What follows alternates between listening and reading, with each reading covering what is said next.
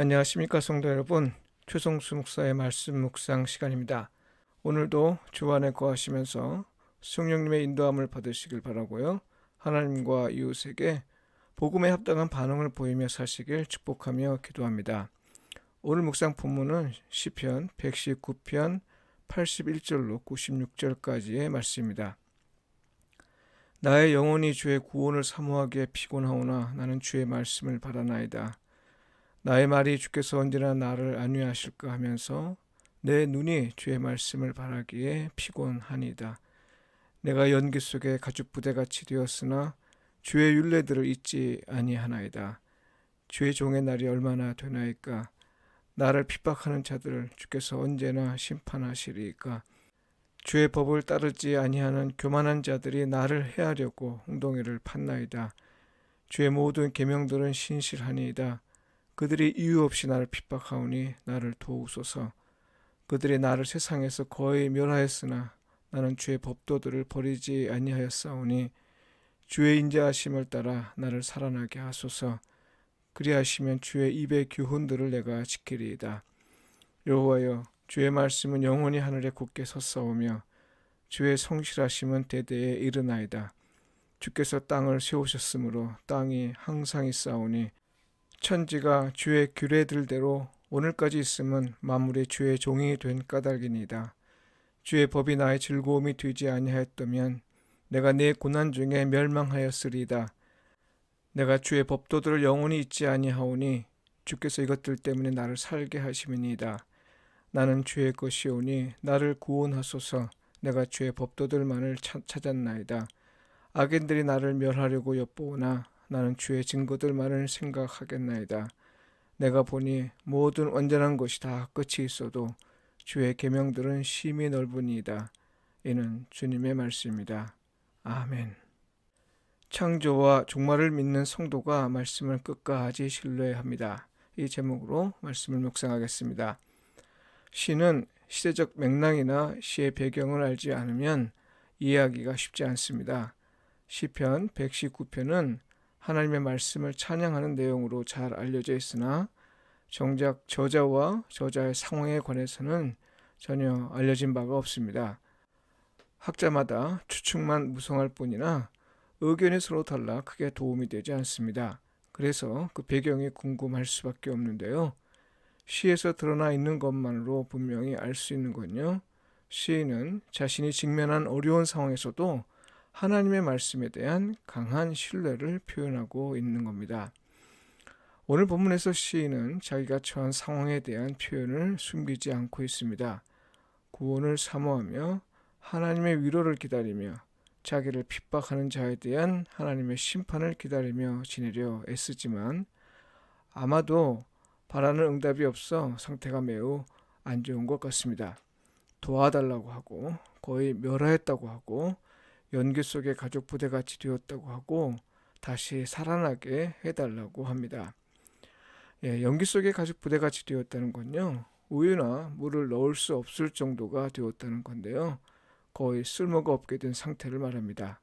하나님께 더는 쓰임을 받지 못하는 건 아닌지, 그래서 버려진 건 아닌지 염려가 가득한 마음을 이렇게 표현한 겁니다. 다른 한편으로는 하나님의 응답을 간절히 바라지만 아무런 응답이 없는 가운데 기다림에 지쳐있는 상태를 표현한 것으로 이해할 수 있습니다.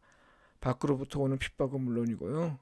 안에서는 하나님의 도우심을 기다리는 시간에 지쳐 고통과 괴로움이 연이어지는 상황입니다. 시인 자신이 보기에도 기력이 고갈되어 거의 죽을 정도가 되었다고 했고요. 다시 말해서 더는 무엇에도 반응할 수 없는 상태임을 자각하고 있습니다. 주의 말씀을 지킬 힘도 없을 정도라는 거죠.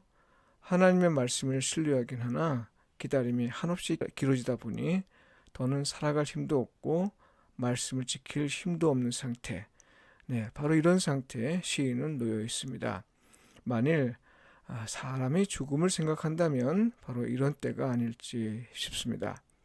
성도 여러분, 시인이 토로하고 있는 이런 상황을 경험해 본 적이 있을까요? 모르긴 해도 아마 없지는 않을 겁니다. 물론 정도의 차이는 있겠죠. 그러나 이런 상황에서 우리는 대개 절망이라는 표현을 자주 쓰지요. 그런데요, 시를 반복해서 읽으며 놀라게 되는 거에 있는데요. 그건 시에서 절망의 정서를 전혀 느끼지 못하고 오히려 희망의 정서로 가득한 겁니다. 그러니까요, 전반부에서 시인이 토로하는 고통과 괴로움과 염려를 공감할 수는 있어도 시인이 절망하고 있다는 느낌은 어디에서도 발견하지 못합니다. 오히려 후반부에서는 하나님과 하나님의 말씀에 대한 강한 신뢰감을 느낄 수 있습니다. 시인이 지금 희망하고 있다는 것을 알려주는 말씀이죠. 시인은 하나님 자신과 하나님의 말씀에 대한 무한 신뢰를 표현하고 있습니다. 그동안의 시에서 드러난 시인의 신앙을 생각하면 너무나도 당연한 듯 보이는 일이지만요. 이런 신뢰를 가능케 한 것이 무엇인지 궁금해졌습니다. 그래서 후반부를 거듭 읽어보면서 확인할 수 있었는데요.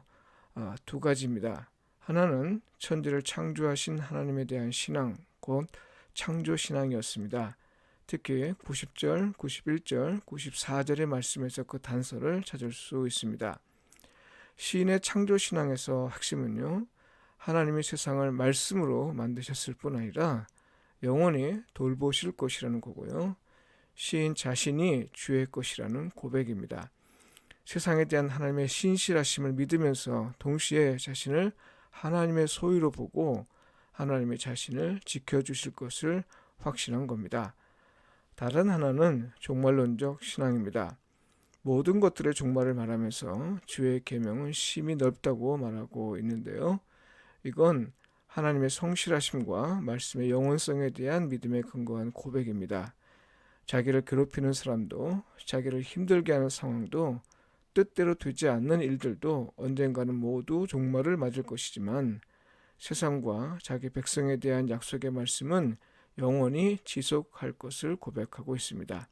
성도 여러분, 창조와 종말에 대한 신앙은 어떠한 상황에서도 우리가 끝까지 신앙을 지킬 수 있는 근거이자 힘입니다. 그래서 창조신앙과 종말신앙이 있다는 건 우리에게 복입니다.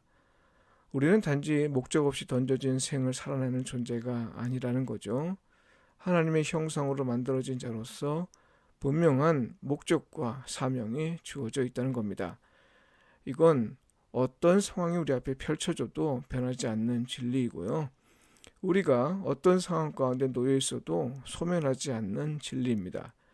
이 진리의 굳건히 서서 창조주 하나님과 심판의 하나님을 신뢰하는 가운데 주의 제자가 되어 성령의 인도함을 받아 살길 바라고요. 이를 통해서 하나님을 영화롭게 하는 삶을 사시길 바랍니다. 기도드리겠습니다. 하늘에 계신 우리 아버지 하나님, 하나님이 세상을 창조하시고 돌보심을 믿습니다. 또한 마지막 날에 세상을 심판하실 것을 믿습니다.